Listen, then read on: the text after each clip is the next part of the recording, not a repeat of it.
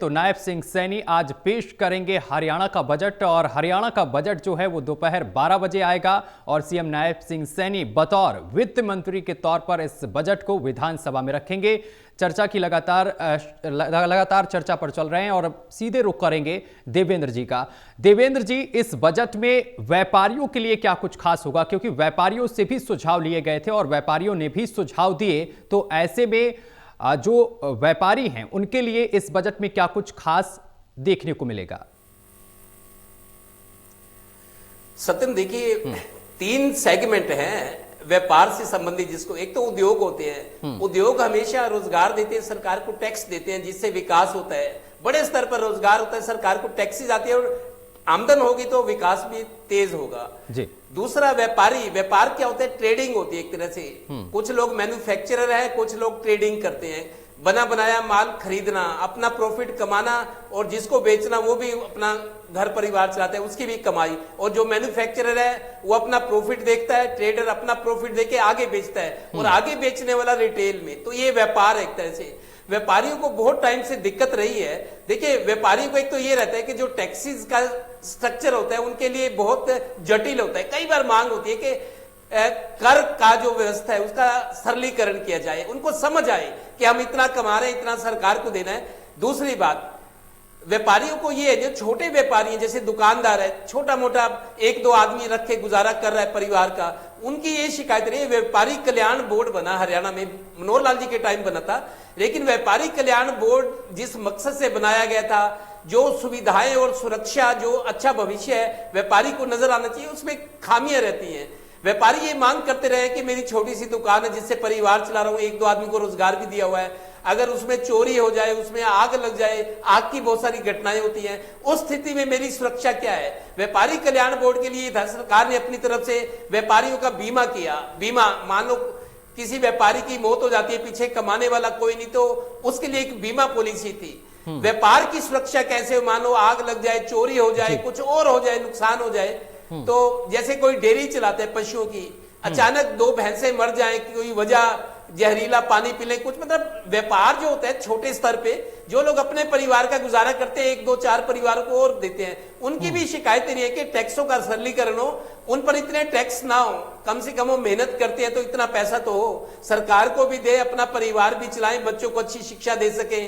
अच्छा मकान बना सके। आजकल जैसे शादियां होती है बहुत खर्चीली हो गई है, हर व्यापारी का सपना है बच्चों की अच्छी शिक्षा मिले, उसके लिए अच्छा वर मिले, शादी अच्छी हो, अच्छे मकान में रहे, उसका सामाजिक रुतबा बढ़े, जरूरतें पूरी हो, कपड़े की, खाने की, तो ये सारी चीजें हैं। आजकल जिस तरीके जमाना हो गया है कि कार भी सभी का सपना होता है, ज्यादातर लोगों के पास कार है अब, लेकिन कार से भी ज्यादा इच्छा रहती है कि बड़ी कार हो, मेरे बेटे के पास कार हो, मेरी कार हो। ये सब मुमकिन तभी होता है जब व्यापार स्मूथ तरीके से चले, व्यापारी व्यापार करे, सरकार को भी दे, अपना भी गुजारा करे और जिसको आगे बेचे उनकी भी तसल्ली हो कि हमें वाजिब रेट पर अच्छी क्वालिटी का सामान मिले। तो व्यापार इस तरीके से है। उद्यमी हमेशा सरकार से मांगते हैं, वो भी व्यापारी है लेकिन वो बड़े व्यापारी हैं, उन्होंने मानो 150, 200, 400, 600 लोगों को रोजगार दिया हुआ है। और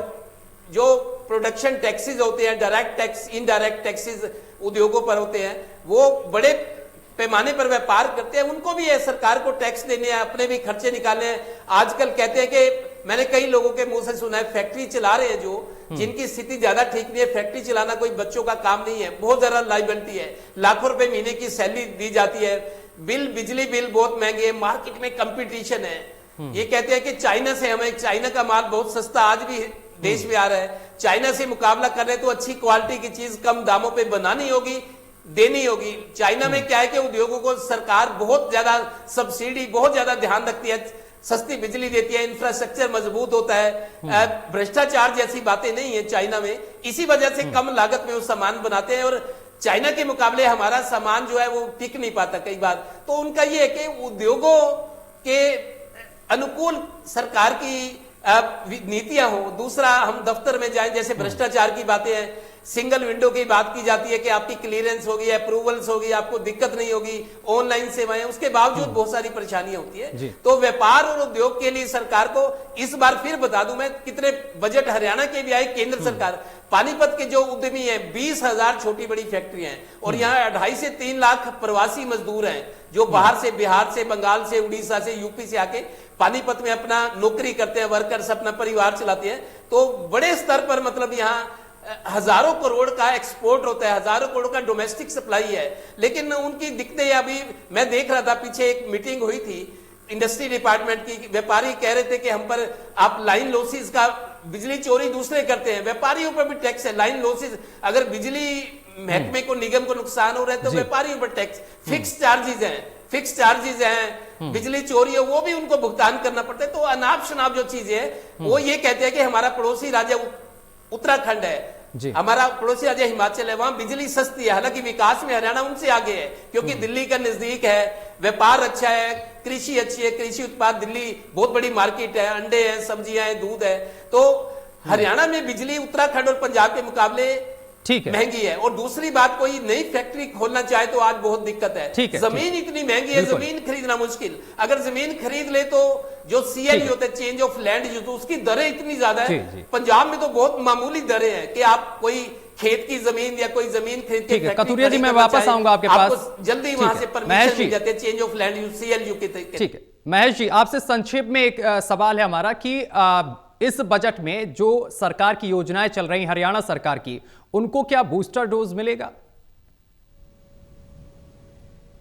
देखिए, बूस्टर डोज की उम्मीद तो आप कर सकते हैं, लेकिन जिस तरीके से परिवार पहचान पत्र हरियाणा प्रदेश में लागू किया गया, उसके बाद जो घोषणाएं की गई हैं पहले से, जिसका लाभ लोगों तक अब तक पहुंच रहा था, वो मुझे लगता है कि आने वाले दिनों में बहुत ज्यादा सीमित होती हुई नजर आएंगी। आप किसी एक योजना का लाभ लेंगे तो बाकी तमाम योजनाओं का लाभ आप नहीं ले सकते। और ये भी मानकर चलिए कि बुढ़ापा पेंशन विपक्ष के दबाव के चलते यहाँ पर एक बार फिर से बहाल तो कर दी गई है, लेकिन ये कब तक बहाल रहेगी ये भी एक बड़ा सवाल है, क्योंकि परिवार पहचान पत्र में टेक्निकल प्रोविजंस इस तरीके के रखे गए हैं कि अगर आपके पास विरासत में 100 गज का मकान भी अगर आपके पिता से आपके नाम पर आ गया तो आपकी काफी सारी जो सुविधाएं वो खत्म हो सकती हैं। आपका OBC सर्टिफिकेट आप अपने बच्चों का नहीं बना पाएंगे। तो बहुत सारी ऐसी चीजें हैं जो परिवार पहचान पत्र अगर टेक्निकली इसी फॉर्म में, इसी तौर तरीके के साथ अगर आगे बढ़ेगा तो फिर वो परिवार पहचान पत्र का जो पोर्टल है वही आपकी सुविधाओं को खत्म कर देगा। तो ऐसे में अगर आप एक सुविधा का लाभ दे रहे हैं और 10 सुविधाओं का लाभ उसके साथ ही खत्म